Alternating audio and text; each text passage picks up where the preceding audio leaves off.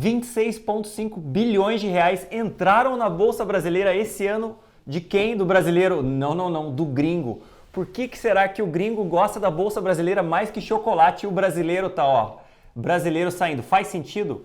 Agora, o mais interessante é quem é que vai ganhar dinheiro no longo prazo, o gringo ou o brasileiro? Roda a vinheta.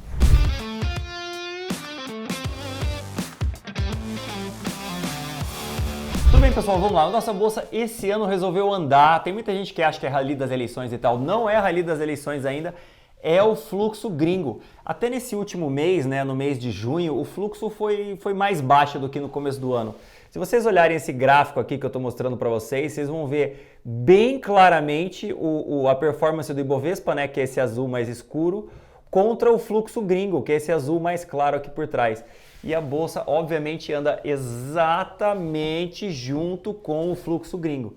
E o que está acontecendo? Por que o gringo está vindo para o Brasil, né? É até outro negócio interessante que eu vou mostrar para vocês. Se vocês olharem a bolsa brasileira com a bolsa mexicana e a bolsa chilena desde o começo desse ano, olha o movimento delas, ó, igualzinho. O brasileiro é o branco, a bolsa chilena é esse roxo e a bolsa mexicana é o azul. Então, assim, a menos que o PT governe o México e o Chile, o fluxo estrangeiro é que está fazendo a nossa bolsa subir. Por que o fluxo está saindo dos Estados Unidos? Isso também é bem interessante. Olha só um negócio muito interessante. Essas aqui são as bolsas mundiais em 2025, né?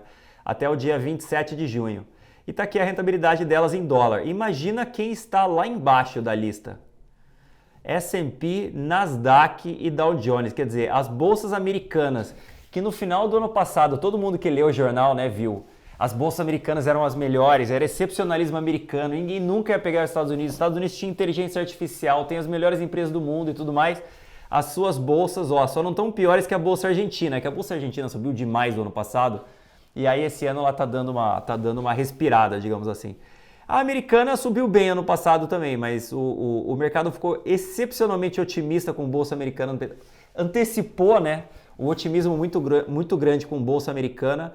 E esse ano ela sobe só, vou pegar o S&P aqui, sobe só quase 5% em dólar, mais ou menos esse ano.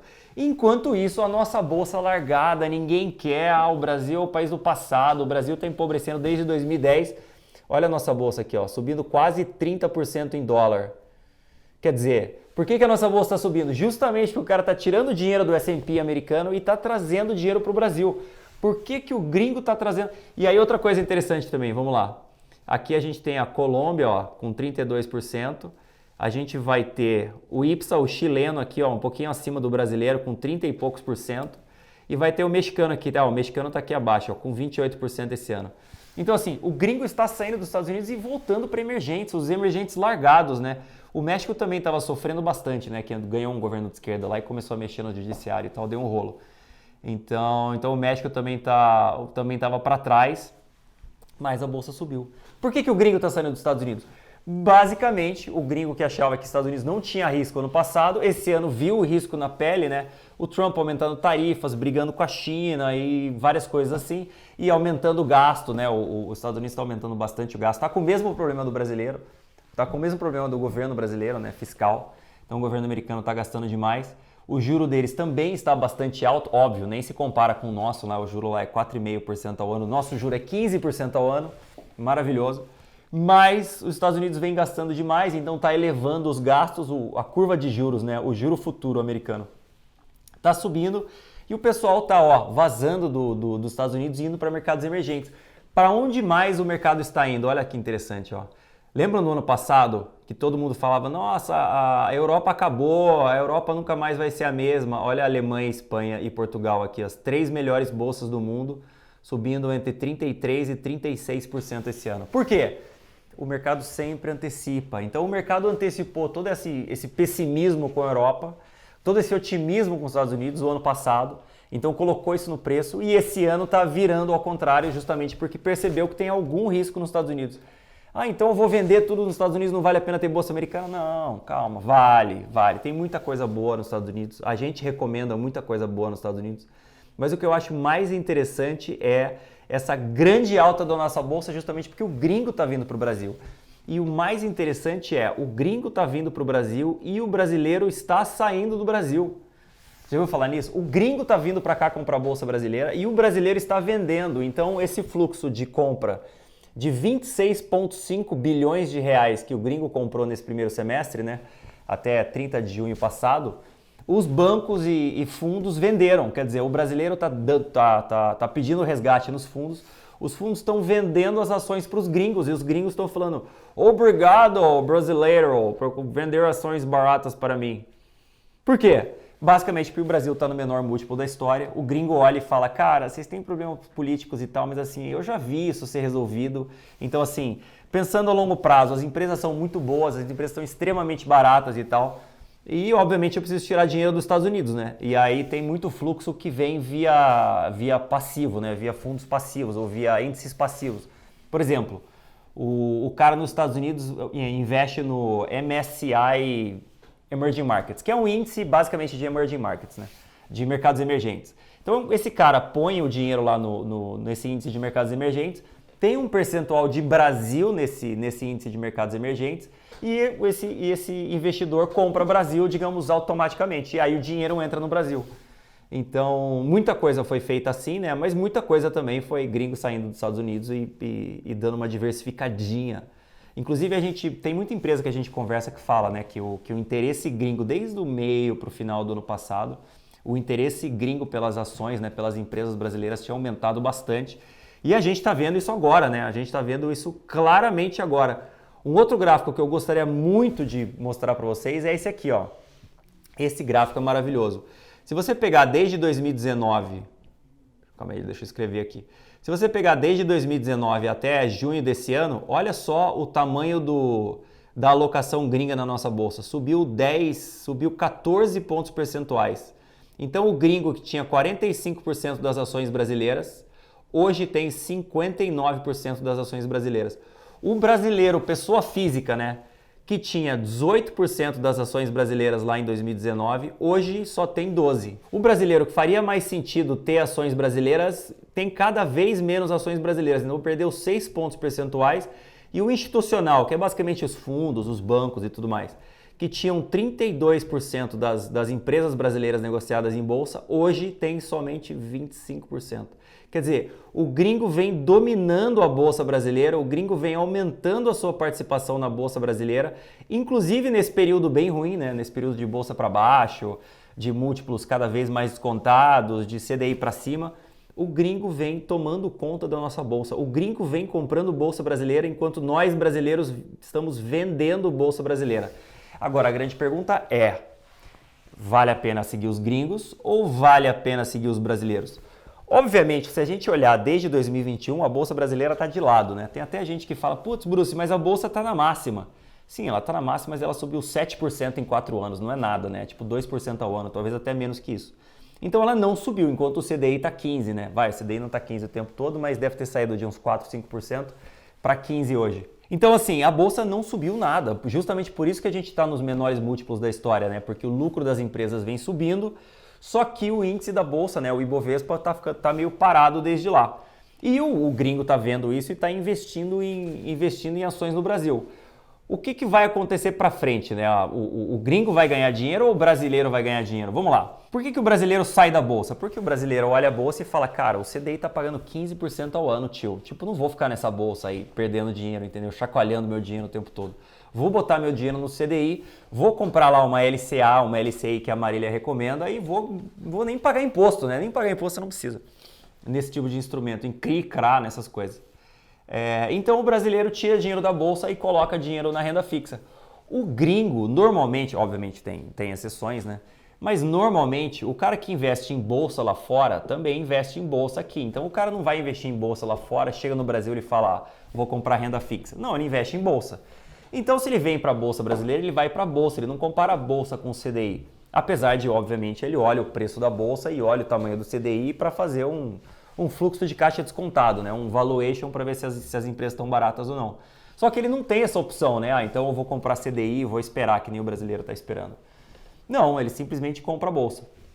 E obviamente eles estão saindo dos Estados Unidos também comprando mercados emergentes. E aí o que vai acontecer? A gente tem um gatilho óbvio, né? A gente tem as eleições do ano que vem cada vez mais perto das eleições, cada vez mais provável que a gente tenha uma troca de governo, a gente tem um ajuste fiscal, aí o CDI vai cair drasticamente. Eu posso até mostrar isso para vocês também. Aí muita gente me pergunta, né? Putz, Bruce, mas você não tá um pouco otimista demais? Cara, cortar gastos é difícil, o governo brasileiro gosta de gastar e tal. Assim, cara, aconteceu exatamente a mesma coisa no governo Temer. Então, assim, em coisa de meses, o Temer conseguiu, ó, vou mostrar aqui para vocês. Esse aqui é o CDI. Aqui eu tô em 2016, né? O impeachment foi lá no comecinho de 2016. No final de 2016, ó, o CDI começou a cair, caiu e veio aqui, ó, para 6,5. Imagina só o CDI a 6,5. Por quê? Basicamente, o Temer assumiu, começou a cortar gastos, né? Definiu. Na verdade, ele nem cortou gastos, né? Ele só definiu a meta de gastos, começou a dar uma segurada nos gastos. Olha só o que aconteceu, esse aqui é a inflação, tá? Então aqui eu tenho a inflação que bateu um pico de 10,63%, mais ou menos, lá na época da Dilma. Olha só a despencada que essa inflação dá em 2016, 2017. Ela vem para 2,50%, quer dizer, a inflação caiu 8 pontos percentuais em coisa de um ano e pouco, vai, quase 2 anos, vai, em 2 anos mais ou menos. A inflação caiu 8 pontos percentuais em 2 anos e o CDI caindo junto. Por que a inflação e o CDI caíram junto? Basicamente porque o Temer segurou gastos, né? O Temer deu uma segurada no gasto do governo. E aí a inflação veio... Por que a inflação está alta hoje? É basicamente porque o governo gasta demais, porque a demanda do setor privado não está tão alta assim. A gente vê isso na Bolsa, né? O otimismo do setor privado não está tão alto. Então, assim, é absolutamente factível que a gente tenha uma inflação caindo muito rápido, com exatamente o mesmo plano do governo Temer.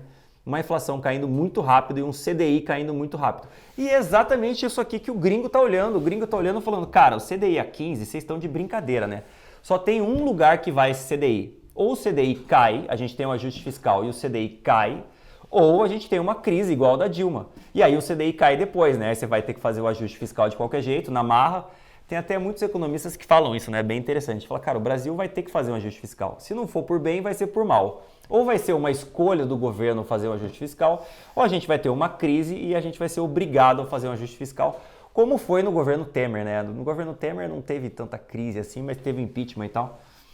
A crise, a queda do crescimento econômico veio um pouco depois. Não tem meio termo, ou o CDI cai ou o Brasil quebra, né? Ou a gente vai ter uma grande crise fiscal e aí a gente vai ter que fazer o ajuste fiscal de qualquer jeito. E o CDI também cai. O gringo já está olhando isso, o gringo olha o passado do Brasil e fala, cara, vocês já fizeram isso aqui 10 anos atrás, exatamente a mesma coisa, é só vocês fazerem isso de novo. E aí ele manda o seu rico dinheirinho para o Brasil e por isso a nossa bolsa está na máxima. Agora, o que é mais interessante é qual é a bolsa que mais vai subir no segundo semestre de 2025? Vai ser Europa? Vai ser Brasil? Vai ser México? Vai ser Colômbia? Vai ser a bolsa americana? Assim, o que eu acho? Eu acho que a bolsa da Europa já estava bem impressionada e tal, justamente porque o pessoal estava tirando dinheiro da Europa e todo mundo manda dinheiro para os Estados Unidos. O fluxo para os Estados Unidos estava muito alto no ano passado, né? Esse fluxo virou, não diria que virou completamente, mas virou um pouco esse ano. Mas assim, no Brasil a gente tem, claro, a gente vai ter um rally das eleições. Então já a nossa bolsa começa a precificar a troca de governo, CDI caindo, inflação caindo e o Brasil voltando a crescer com sustentabilidade, né? O Brasil voltando a vislumbrar um crescimento econômico sem crescimento da dívida. Então assim, obviamente eu não conheço tão bem os outros países, mas cara, um gatilho tão claro quanto tem o Brasil é um negócio meio impressionante. E todas as coisas estão, digamos, entrando nos trilhos, né, para que a gente tenha a eleição de alguém que não seja o Lula. O mais interessante é isso, né? Todos os candidatos para as eleições do ano que vem, né, pelo menos os que se declararam candidatos até agora, todos os candidatos sabem que precisam fazer um ajuste fiscal e falam isso abertamente, falam, cara, vou ter que fazer um ajuste fiscal e tal. A gente precisa controlar gasto e tal. Só o Lula que não. Então assim, qualquer um, menos o Lula, a gente vai ter ajuste fiscal, a gente vai ter uma bolsa andando muito bem. Aí me perguntam também, putz, Bruce, quanto a bolsa pode subir se a gente tiver aí um governo que faça corte de gastos, que faça ajuste fiscal e tal? Cara, a gente teve dois grandes momentos, né, de ajuste que a bolsa andou, né? andou bem. Foi em 2002, no primeiro governo do Lula, que inclusive fez ajuste fiscal, né? Eles faziam um superávit primário de 3,5% do PIB, na época do Pallotti, né? Saudades do Pallotti. Então assim, e a bolsa subiu 17 vezes em dólar ali. Lógico, a bolsa estava muito negativa também, porque ninguém confiava no Lula, a pessoa achava que ele ia dar default na dívida, né? Achavam que o Brasil ia entrar em crise. Não entrou, fez ajuste fiscal e a bolsa subiu 17 vezes em dólar entre 2002 e 2008, se não me engano, ou 2010. Um dos dois, 17 vezes em dólar. E no governo Temer, que o Temer fez também um ajuste fiscal, foi rápido, né? O governo Temer teve só 2 anos, fez um ajuste fiscal que nem foi tão grande assim, só determinou o teto e tal, e deu uma segurada. O CDI despencou, veio de 14,25 para 6,5, que ele entregou para o Bolsonaro a 6,5. A bolsa subiu 3 vezes em dólar em coisa de 2 anos. Então assim, quanto a bolsa pode subir? Depende da velocidade que a gente conseguir fazer as coisas, mas assim, não é muito difícil que a bolsa, como a gente vai ter mais visibilidade, né, que vai ser um governo que ganha 4 anos e depois provavelmente vai ser reeleito mais 4 anos, então a gente vai ter 8 anos no mínimo de um bom governo, talvez esse governo faça um sucessor, a gente vai ter 16, vou até bater na madeira, a gente vai ter 16 anos de um governo que segura gastos, que faz o principal, né, que tipo, não deixa o fiscal atrapalhar o Brasil e não coloca o CDI na lua, que foi o grande freio de mão puxado do Brasil nos últimos anos. A gente pode ter 16 anos de crescimento econômico de bolsa para cima. Quanto a bolsa pode subir? Eu acho completamente razoável que a gente imagine alguma coisa entre Temer e Lula 1, entre 3 vezes em dólar e 17 vezes em dólar. Chuta 10 vezes, pode ser alguma coisa por aí. Então assim, você vai fazer que nem o gringo ou vai fazer que nem o brasileiro e vai sair da bolsa? Comenta aqui embaixo. Para você que já entendeu, cara, a bolsa brasileira subiu 30% em dólar no primeiro semestre. Você entendeu que ainda não começamos o rally das eleições. A gente pode ter uma alta duradoura, longa, forte e assim, e bastante longa nos próximos anos. Como se preparar para isso, né? E você tem que se preparar agora.